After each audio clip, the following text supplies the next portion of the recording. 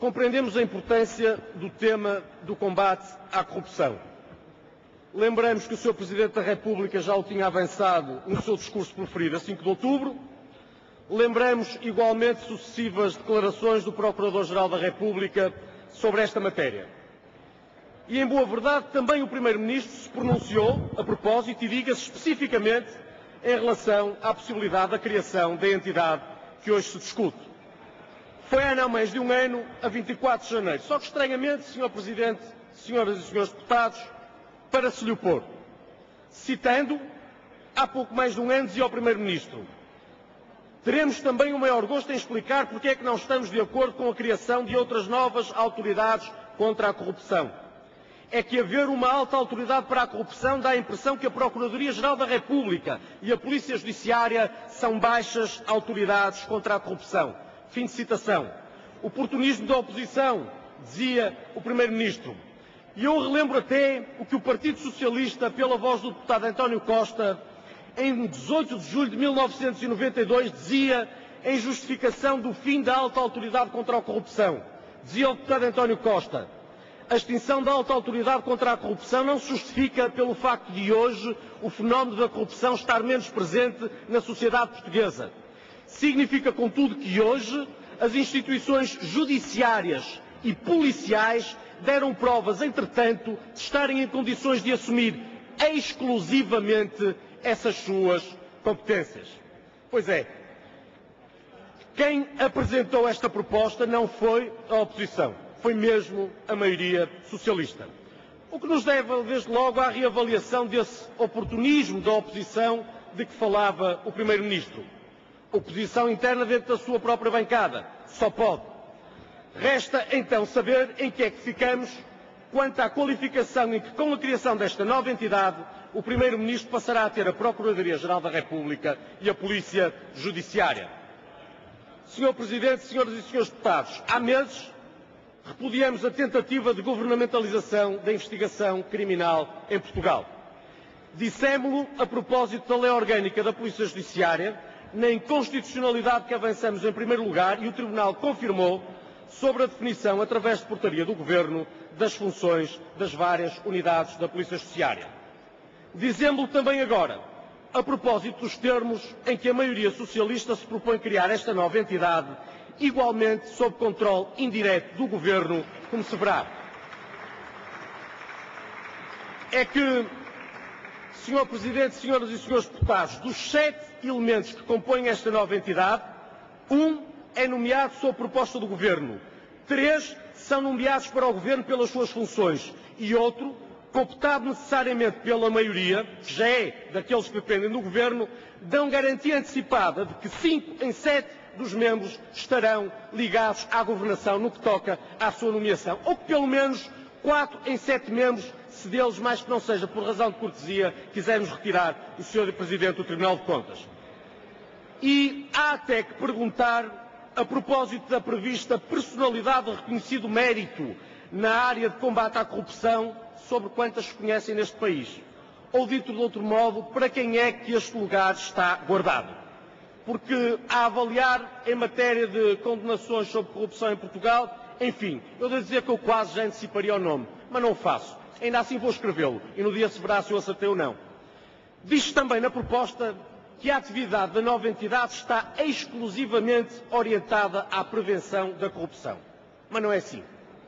E não é assim porque se diz na mesma proposta, logo depois, que lhe compete recolher e tratar informações relativas à prevenção e detecção dos fenómenos relacionados com a corrupção. Ora, como é evidente, prevenção e detecção são coisas bem diferentes, sendo que a detecção só é possível com a investigação de factos que são necessariamente de natureza criminal.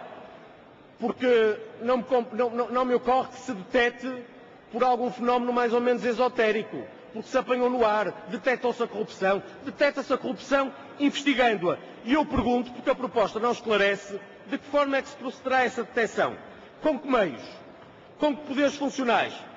Poderá, por exemplo, ser requerido o levantamento do sigilo bancário, sem o qual, pragmaticamente, nenhuma detecção de qualquer tipo de corrupção será possível?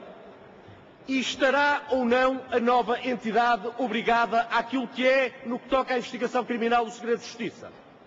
Porque em relação à investigação criminal de factos sobre inquérito, esse segredo está garantido. Mas e em relação a esta nova entidade? Que garantia é que temos de que elementos, desde logo alguns inspectores gerais e diretores gerais que compõem o Conselho, mas são nomeados pelo Governo, detectando o que seja, investigando vá-se lá saber como e o quê, não reportarão ao Governo de que dependem orgânica e funcionalmente nas suas outras funções e estes factos de que assim tomaram conhecimento? Porque que um magistrado do Ministério Público ou um agente da Polícia Judiciária acedam a informações relativas aos cidadãos que tratam em sede de investigação criminal ao abrigo do segredo de justiça, compreende-se e a Constituição consente. Mas é admissível ou até constitucional conceder-se igual faculdade na detecção, repito, na detecção de factos relativos aos que poderão ser ou não ser casos de corrupção relativamente a um Inspetor-Geral das Obras Públicas, Transportes e Comunicações ou um Inspetor-Geral da Administração Local? São estes Inspectores Gerais nomeados pelo Governo que vão apurar ou detectar casos de corrupção neste país? Parece-nos mesmo que a maioria nem sequer atentou noutro aspecto que não é menor. O que acontece muito quando se legisla a metro e quando se legisla mal é que nos termos da Lei 17/2006, de 23/5, nem sequer é muito antiga, como veem, a recolha e o tratamento da informação relativa aos crimes de corrupção ou comumente associados aos fenómenos da corrupção é matéria que o Ministério Público tem de se ocupar a quando da apresentação à Assembleia da República, nos termos da Lei 17/2006 que referi, conjugada com a Lei nº 19/2008, 21/4, do relatório sobre a execução da Lei Quadro de Investigação Criminal. E eu pergunto a esta maioria socialista se sobrepor assim competências lhes faz sentido.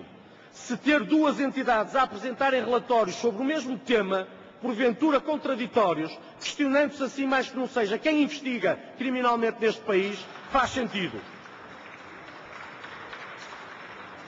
E neste ponto relembro, como o Procurador-Geral da República vem dizendo, não se pode pedir ao Procurador que preste contas no Parlamento sobre a investigação criminal sem lhe dar poder efetivo e meios para investigar. Fim de citação mais uma vez. E este é que é o ponto fundamental. Mais do que entreter o país com iniciativas legislativas de duvidosa eficácia e ainda mais duvidosa constitucionalidade, seria importante que o Governo e a maioria socialista permitisse dotassem o Ministério Público e a Polícia Judiciária dos meios necessários à investigação criminal. Mais que não seja, parafraseando mais uma vez o Primeiro-Ministro, para que uma e outra não sejam tidas como as tais baixas autoridades contra a corrupção, que é o que se indicia a partir do momento em que se aprova esta nova entidade. E aqui, Sr. Presidente, Senhoras e Senhores Deputados, terminando, só relembro que uma maioria que hoje apresenta esta iniciativa é exatamente a mesma que rejeitou o projeto de resolução apresentado há pouco tempo pelo CDS, que aconselhava, primeiro, ao reforço de meios para a Polícia Judiciária, segundo, a inclusão dos crimes associados à corrupção nas prioridades da investigação criminal e, terceiro, a inscrição de uma verba para o combate à corrupção em rubrica específica dos encargos gerais do Estado. Sr. Presidente, Senhoras e Senhores Deputados, aqui chegados, denunciados todos os defeitos, e não os escondemos, porque, mais do que o discurso politicamente correto, é bom atentarmos em relação àquilo que são os pilares fundamentais de um Estado de Direito. E num Estado de Direito, quem detecta o que seja relativamente à corrupção é mesmo o Ministério Público em sede de investigação criminal. Não é um diretor-geral nomeado pelo Governo, ou dois, ou três, ou qualquer outra entidade ou pessoa nomeada por outra sob sugestão do Governo. E por isso aqui chegando, denunciando todos estes factos, mas confiando naquilo que também pode ser o trabalho na especialidade, devo-lhes dizer que a nossa votação refletirá tudo isso. Refletirá tudo isso. E veremos, em sede de especialidade, até que ponto o Partido Socialista estará disposto a corrigir o que para já é, obviamente e manifestamente, inconcebível.